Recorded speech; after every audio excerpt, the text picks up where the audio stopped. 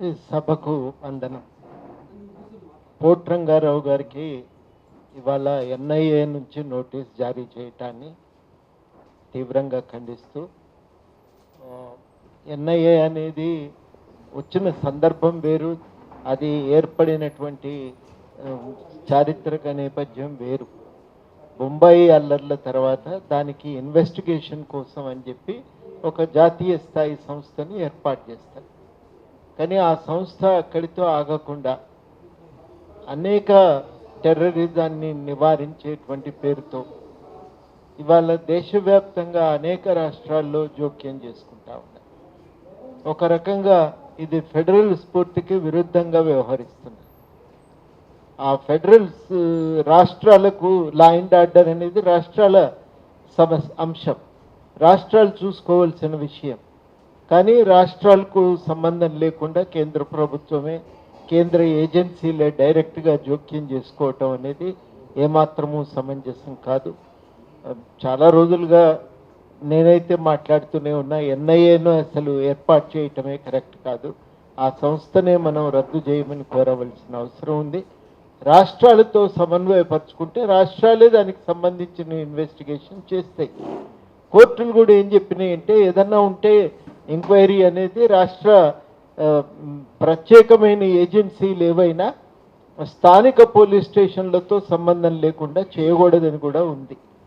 ఆ court orders ఉన్నాయి. కన్నబరన్ గారు ఉన్నప్పుడే కొట్లాడితే దానికి ఆర్డర్స్ ఇచ్చారు. వీళ్ళు ఒక్కొక్కసారి ఇండిపెండెంట్గా వచ్చేస్తుంటారు, ఒక్కొక్కసారి స్థానిక పోలీస్ స్టేషన్ సహకారంతో వస్తారు. ఇది కూడా జరుగుతుంది. ఆ పోలీసులకు సంబంధం లేకుండా వీళ్ళు ఇన్వెస్టిగేషన్ చేయటం కూడా మనం చూస్తున్నాం. ఇవన్నీ కూడా ఒకటి కోర్టు తీర్పులకు ఇది విరుద్ధమైనటువంటి అంశం. ఈ వర్తమానంలో ఇప్పుడు జరుగుతున్న ఈ ఎంక్వైరీ నోటీసు విషయానికి వస్తే, సాధారణంగా ఎక్కడో జరిగిన ఒక పరిణామం, ఎన్ఐఏను అరెస్టు చేసి ఊపా కేసు పెట్టినప్పుడు అందరం కూడా స్పందించడం, దానికి మరి వారు కూడా స్పందించి ఒక ఖండన నోటీసును ప్రకటన జారీ చేసిన దానికి గాను ఇప్పుడు వివరణ అడుగుతున్నారు. అంటే ఈ ఎన్ఐఏ మీద ఉన్న కేసే ఉపసంహరించుకోమని అడుగుతుంటే దానికి మీద ఖండించిన దానికి వివరణ అడుగుతున్నారు. ఇది ఇలా ఇంతకంటే విచిత్రము మరొకటి లేదు. ఆ వివరణ అడగటం కూడా దానికో నోటీసు. ఇది నా దృష్టిలో వాళ్ళు వచ్చి ఏమన్నా ఉంటే ఎంక్వైరీలు కావాలంటే ఆ రోజు మీటింగ్ జరిగిన స్థానానికి వెళ్ళి అక్కడేమన్నా లోకల్ పోలీసుల సహకారంతో ఎంక్వైరీ చేసి వాళ్ళకు కావలసిన సమాచారాన్ని సేకరించుకోవచ్చు. కానీ ఇది విషయము అది కానే కాదు. విషయం ఏంటంటే ఇది కొంత ఒత్తిడికి గురి చేయటం, ప్రజాస్వామికమైన వేదికలు లేకుండా, ప్రజాస్వామికమైన కార్యాచరణ అనేది లేకుండా ఉండాలనేదే వాళ్ళకు ప్రయత్నం. దాన్ని రూపుమాపటానికి జరుగుతున్న ఇది ప్రయత్నం తప్ప ఇది మరొకటి కాదు.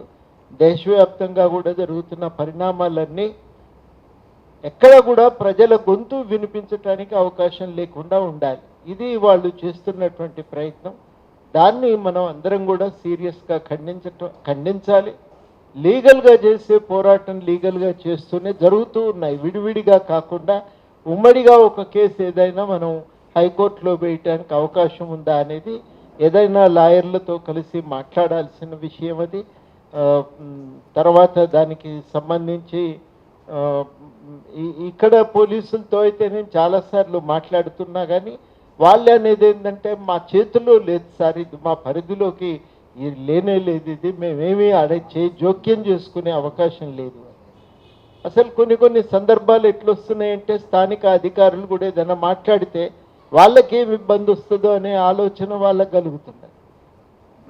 ప్రొఫెసర్ హరగోపాల్ గారిని ముందుకు రావాల్సిందిగా కోరుతున్నాను. ఇది జరుగుతున్నటువంటి ఒక వాస్తవము.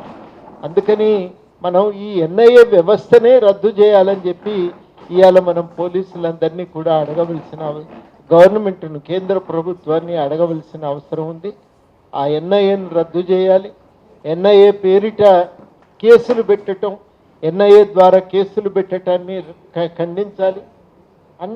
అన్నింటికంటే మించి ఇవాళ ఈ ఎన్ఐఏ పేరుతో నోటీసులు జారీ చేయటం, ఇది విడివిడిగా ఏదో జరుగుతున్న ఏదో కేసు ఎంక్వైరీ కోసం జరుగుతున్న ప్రయత్నం అనుకుంటే పొరపాటు కాదు. ఇది ఒక ప్రజాస్వామిక వాతావరణం అనేదే ఉండకూడదు.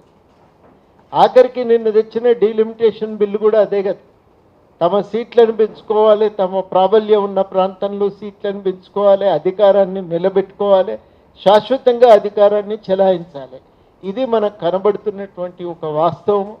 ఈ వాస్తవము మనం అందరం గ్రహించి ఈ ప్రయత్నాలకు వ్యతిరేకంగా ఐక్యంగా నిలబడి ఉండటం, ఐక్యంగా మన గొంతును వినిపించటం అనేదే ఇవాళటి అవసరం.